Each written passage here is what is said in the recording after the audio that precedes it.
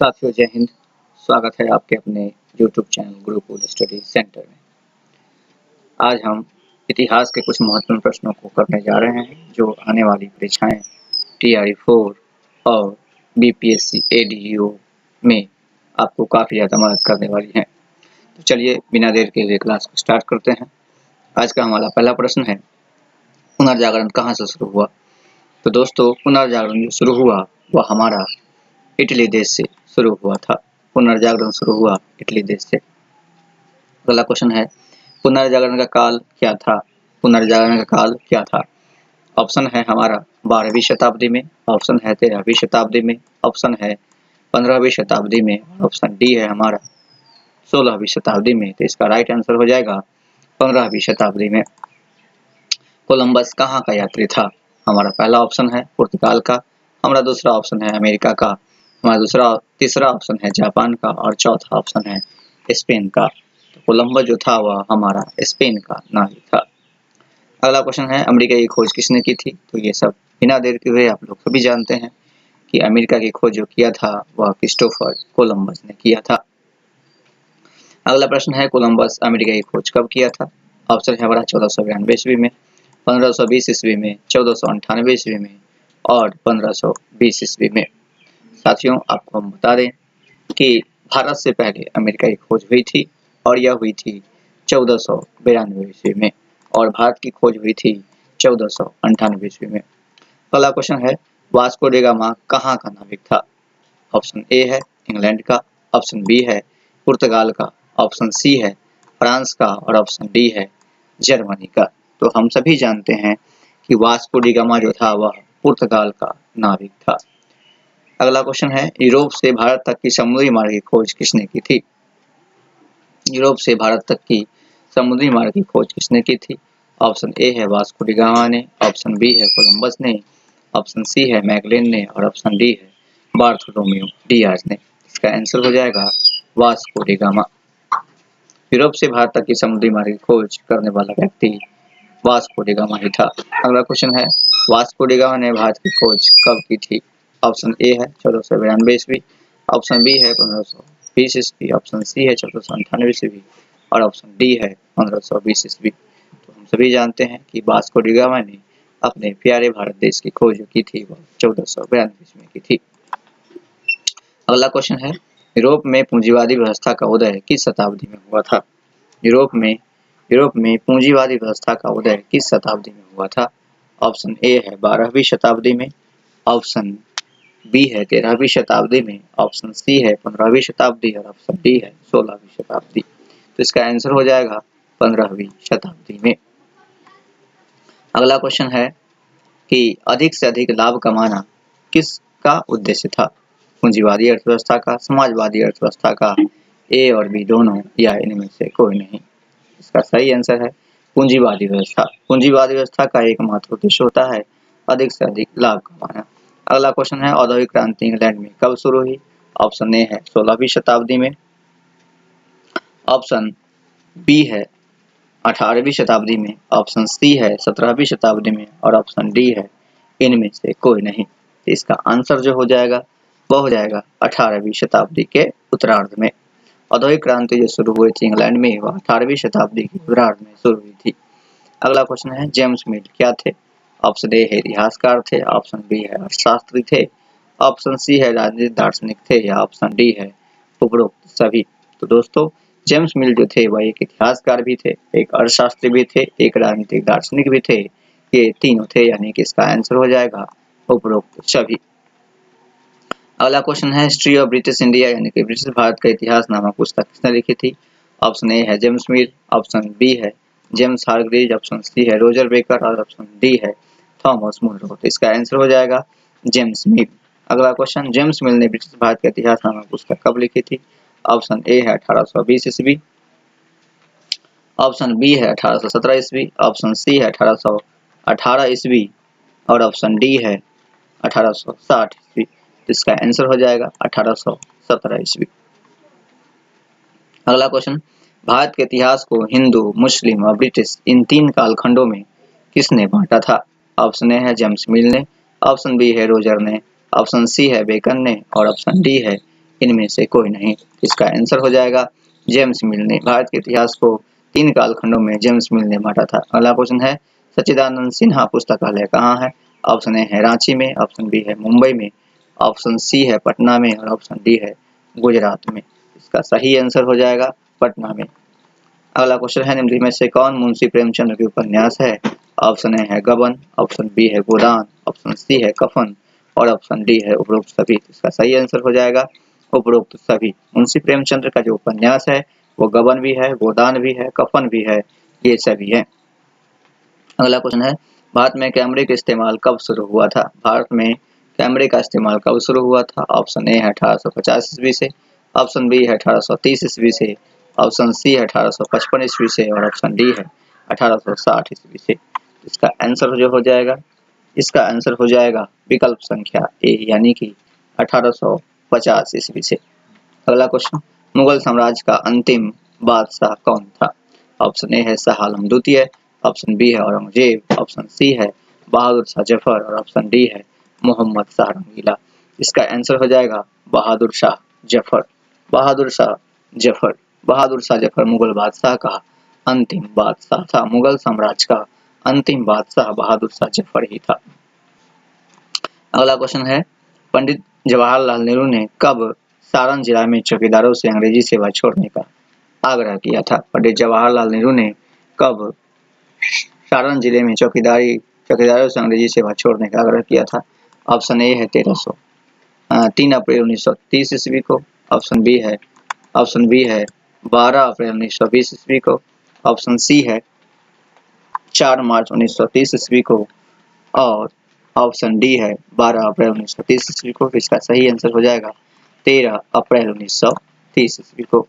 अगला क्वेश्चन है बिहार भ्रमण के दौरान पंडित नेहरू ने किस जिले में अंग्रेजी शासन द्वारा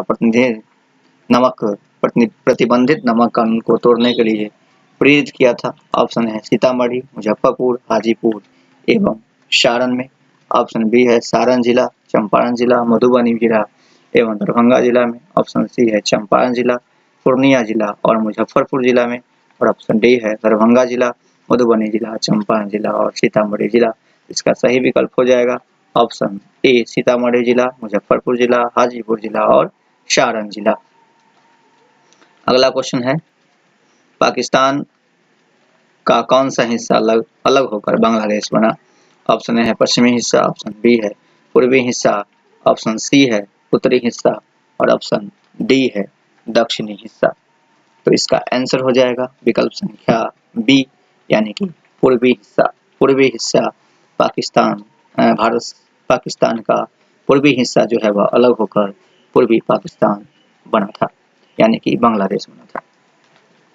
भारत एवं उड़ीसा संयुक्त रूप से बंगाल प्रांत से कब अलग हो गए थे? बिहार और उड़ीसा संयुक्त रूप से बंगाल प्रांत से कब अलग हो गए थे? ऑप्शन ए है 1916 ईस्वी में, ऑप्शन बी है 1913 ईस्वी में, ऑप्शन सी है 1922 ईस्वी में और ऑप्शन डी है 1912 ईस्वी में। तो इसका सही आंसर हो जाएगा विकल्प संख्या डी यानी कि 1912 ईस्वी में। अगला क्वेश्चन है उड़ीसा बिहार से अलग कर दोनों को अलग प्रांत का दर्जा कब दिया गया? उड़ीसा बिहार से अलग कर दोनों को अलग प्रांत का दर्जा कब दिया गया? तो इसका ऑप्शन है 1 अप्रैल 1936 को, ऑप्शन बी है 12 मार्च 1912 को, ऑप्शन सी है 12 मार्च 1912 ईस्वी को, ऑप्शन डी है इनमें से कोई नहीं। उड़ीसा बिहार से अलग कर दोनों को अलग प्रांत का दर्जा दिया गया था 1 अप्रैल 1936 ईस्वी को, क्योंकि इसी दिन उड़ीसा जो है वह बिहार से अलग होकर एक नया राज्य बना था और अस्तित्व में आया था। अगला क्वेश्चन बिहार से झारखंड कब अलग हुआ? ऑप्शन ए है 12 अक्टूबर 2000 ईस्वी को, ऑप्शन बी है 15 नवंबर 2000 ईस्वी को, ऑप्शन सी है 16 दिसंबर 2000 ईस्वी को और ऑप्शन डी है 16 अप्रैल 1999 ईस्वी को। इसका राइट आंसर हो जाएगा 15 नवंबर 2000 ईस्वी को। अगला क्वेश्चन है बिहार का कौन सा क्षेत्र अलग होकर झारखंड राज्य बना था? ऑप्शन ए है दक्षिणी पठारी क्षेत्र, ऑप्शन बी है उत्तरी पठारी क्षेत्र, ऑप्शन सी है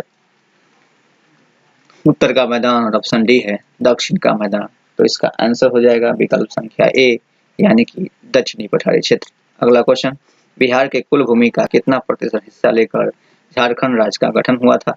ऑप्शन ए है 45.44%, ऑप्शन बी है 44.45%, ऑप्शन सी है 45.85% और ऑप्शन डी है 55.85%। तो इसका सही आंसर हो जाएगा, इसका सही आंसर हो जाएगा विकल्प संख्या सी, यानी कि 45.85%।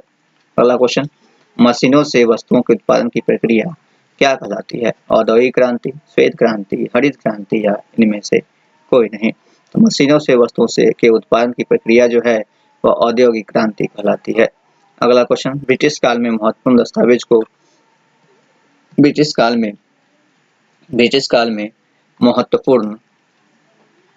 महत्वपूर्ण दस्तावेज को बचा कर रखने के लिए क्या बनाए गए थे? ऑप्शन ए है अभिलेखागार, ऑप्शन बी है संग्रहालय, ऑप्शन सी है ए और बी दोनों, यानी कि विकल्प संख्या ए और विकल्प संख्या बी दोनों, यानी कि अभिलेखागार और संग्रहालय दोनों, यानी में से कोई नहीं। इसका आंसर हो जाएगा विकल्प संख्या सी, यानी कि ए और बी दोनों। अगला क्वेश्चन है अभिलेखागार और संग्रहालय दोनों, इसका सही आंसर हो जाएगा प्रश्न संख्या 29 का सही आंसर हो जाएगा अभिलेखागार और संग्रहालय ये दोनों। अगला क्वेश्चन है राष्ट्रीय संग्रहालय और राष्ट्रीय अभिलेखागार कहाँ पर स्थित है? ऑप्शन ए है दिल्ली में, ऑप्शन बी है कलकत्ता में, ऑप्शन सी है मुंबई में और ऑप्शन डी है देहरादून में। तो इसका सही आंसर हो जाएगा दिल्ली में। अगला क्वेश्चन, भारत इतिहास के औद्योगिक औपनिवेशिक युग से क्या अभिप्राय है?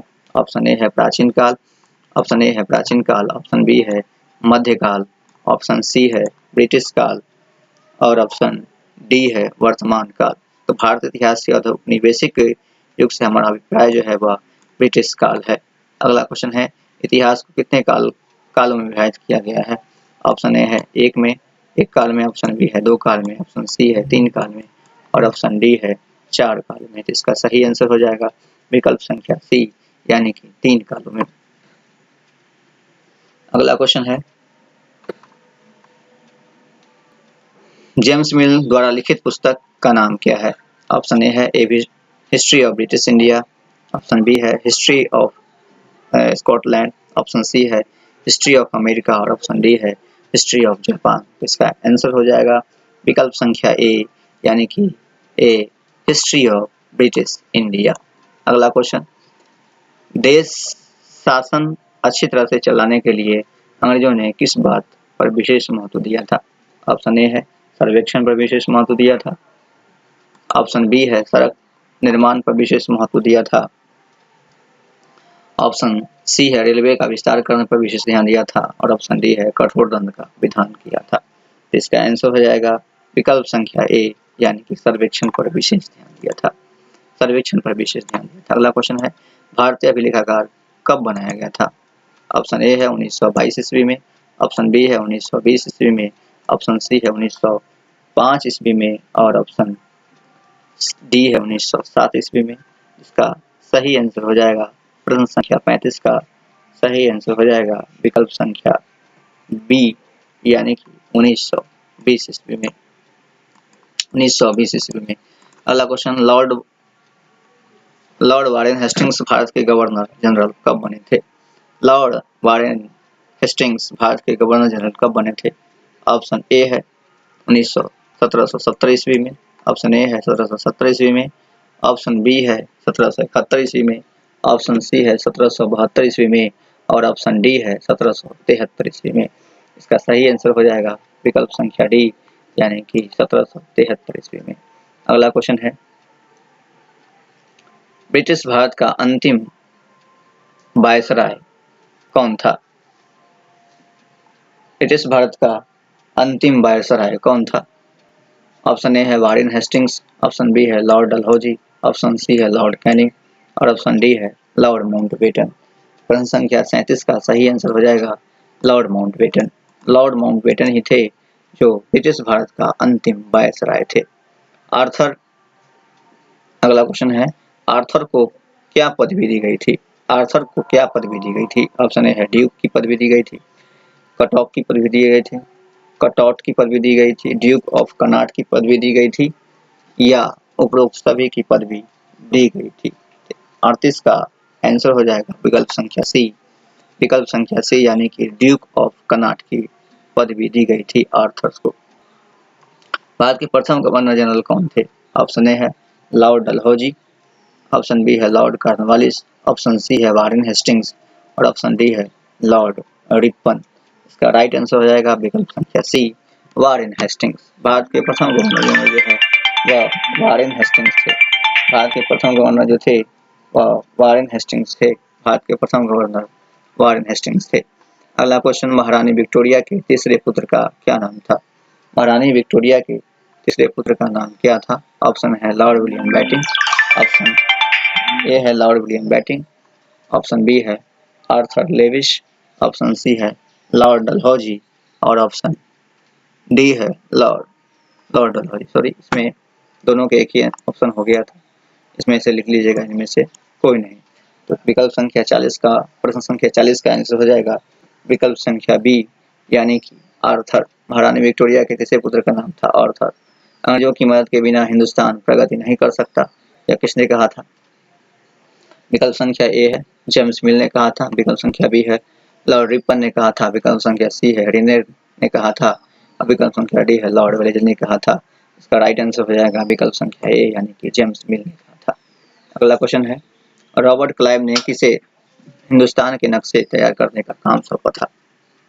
ऑप्शन है जेम्स वाट को सौंपा था, ऑप्शन बी है लॉर्ड डलहौजी को सौंपा था, ऑप्शन सी है लॉर्ड विलियम बैटिंग को सौंपा था या ऑप्शन डी है जेम्स रेनर को सौंपा था। इसका राइट आंसर हो जाएगा विकल्प संख्या डी, जेम्स रेनर को यह काम सौंपा था।